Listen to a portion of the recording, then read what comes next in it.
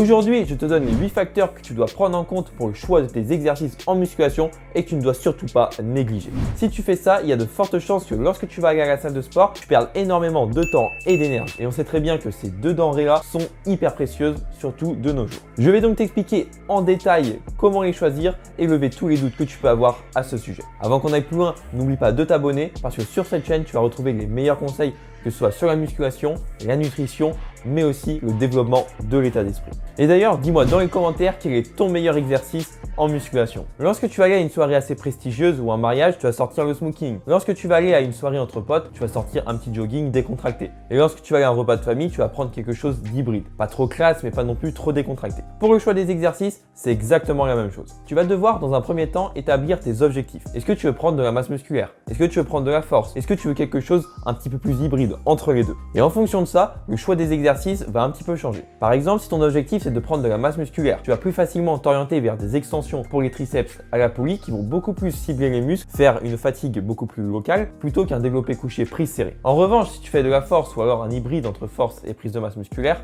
si tu dois choisir entre un développé couché prise serrée ou des extensions triceps, tu vas partir vers le couché prise serré. Tout simplement parce qu'il va te permettre d'aider à augmenter ton développé couché. Maintenant, on va voir les 8 facteurs dans l'ordre du plus important au moins important pour choisir ces exercices en musculation. Et à la fin, je vais te donner les 3 meilleurs exercices en fonction des muscles. Il faut savoir que nos muscles ont plusieurs fonctions. Par exemple, les biceps sont fléchisseurs du coude, fléchisseurs de la scapulo-humérale et supinateur. Lorsqu'on va faire un curl, on aura donc la flexion du coude. Si on avance un petit peu l'épaule, on aura la flexion de la scapulo-humérale. Et si on le fait en supination, il va respecter la fonction de supination. Il respecte donc les 3 critères. Si maintenant on fait un curl en pronation, il va respecter les 2 premiers critères, mais il ne va pas respecter la supination. Et donc, du fait qu'il y a une fonction qui n'est pas assurée, son efficacité sera moindre. Lorsque l'on fait un soulevé de terre en jambes tendues, bien qu'il soit super efficace, on fait seulement une flexion de hanche. Mais il faut savoir que dans les ischio-jambiers, il y a le biceps fémoral et notamment le chef court qui n'est pas attaché au niveau de la hanche. Et du fait qu'il ne soit pas attaché au niveau de la hanche, il ne sera pas sollicité lors d'un soulevé de terre en jambes tendues. Et donc pour cibler le chef court du biceps fémoral, il faut faire une flexion de genou. Et comme le soulevé de terre jambes tendues n'assure pas cette fonction, ce n'est pas un bon exercice pour cette partie-là.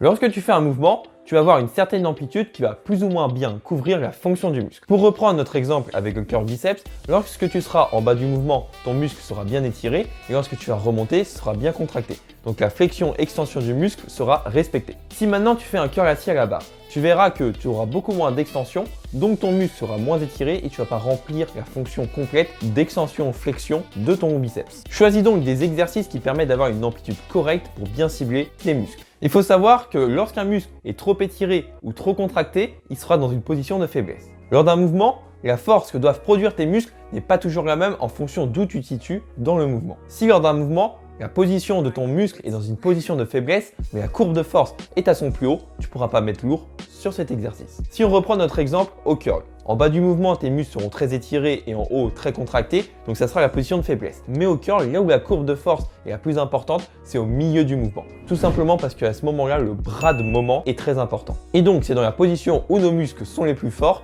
que la courbe de force est plus importante, donc c'est tout bénef. Alors que si maintenant on prend le curl incliné, c'est différent, puisque la courbe de force est très importante au début, mais au début sur ce mouvement les muscles sont très étirés, d'autant plus parce qu'on est en incliné. Donc en fonction des exercices et d'où est la courbe de force et la position des muscles à ce moment-là, l'exercice sera plus ou moins efficace. On vient de voir ce qu'est la courbe de force, et dans des situations, cette courbe de force sera très faible dans des amplitudes stratégiques pour le muscle. Je m'explique. Lorsque tu fais un squat, là où c'est le plus facile, ça sera en bas du mouvement. D'ailleurs, généralement, on n'a personne qui échoue là. C'est tout le temps un petit peu après le rebond. Et aussi, ça sera facile en haut du mouvement. Le problème, c'est qu'il y a très peu de résistance en fin d'extension de genou. Et pourtant, les quadriceps sont quoi? Extenseur du genou. Et donc, ajouter du leg extension sera très intéressant parce que ça va permettre de travailler l'amplitude de fin d'extension des quadriceps. Et ça, tu vas me dire, ça servira à quoi? Tout simplement avoir des quadriceps beaucoup plus harmonieux, mais aussi limiter le risque de blessure. En 5, la capacité d'overload.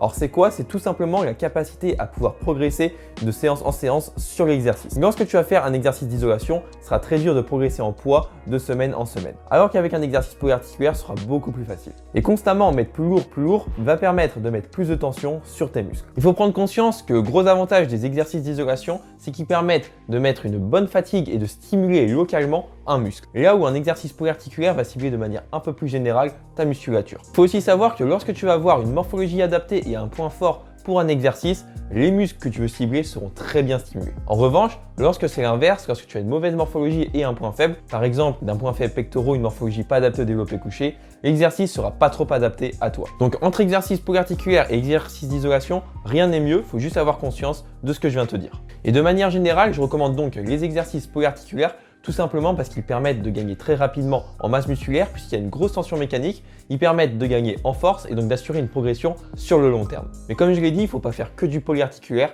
et l'isolation a largement sa place dans un programme d'entraînement.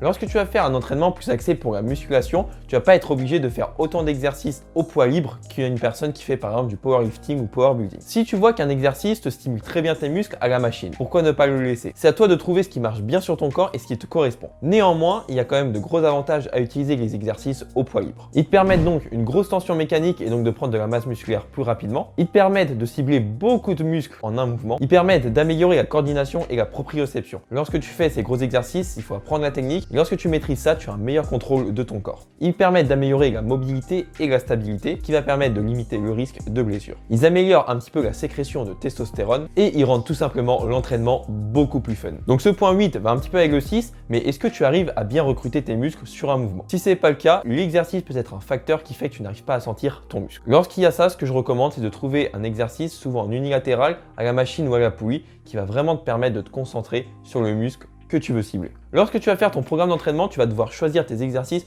en fonction des 8 facteurs que l'on vient de voir. Cependant, il y a quand même 3 meilleurs exercices par groupe musculaire que j'aimerais te partager et qui sont très efficaces pour la plupart des gens. Donc tu as juste à mettre pause sur le screen que tu vois actuellement à l'écran et donc t'en inspirer. Donc maintenant, dis-moi le type de vidéo que tu aimerais que je fasse pour que je puisse t'apporter un maximum de conseils. Maintenant, si tu veux progresser encore plus rapidement, ce que tu vas faire, c'est télécharger mon programme Super Prise de Masse pour prendre tes 4 premiers kilos en seulement 30 jours. Le but, c'est qu'à la fin de ce programme, tu aies donc pris de la masse musculaire, mais que tu aies aussi changé tes habitudes petit à petit en ayant un meilleur programme d'entraînement, bien sûr, de nutrition, mais aussi en changeant ton état d'esprit. Donc pour le télécharger, tu as juste à cliquer sur le premier lien dans la description. Maintenant, si tu as aimé la vidéo, tu as juste à mettre un petit like, un petit commentaire pour me dire aussi ce que tu en as pensé et t'abonner. Parce que sur cette chaîne, tu vas retrouver des conseils de qualité que tu ne verras nulle part ailleurs sur l'entraînement, la nutrition et le mindset.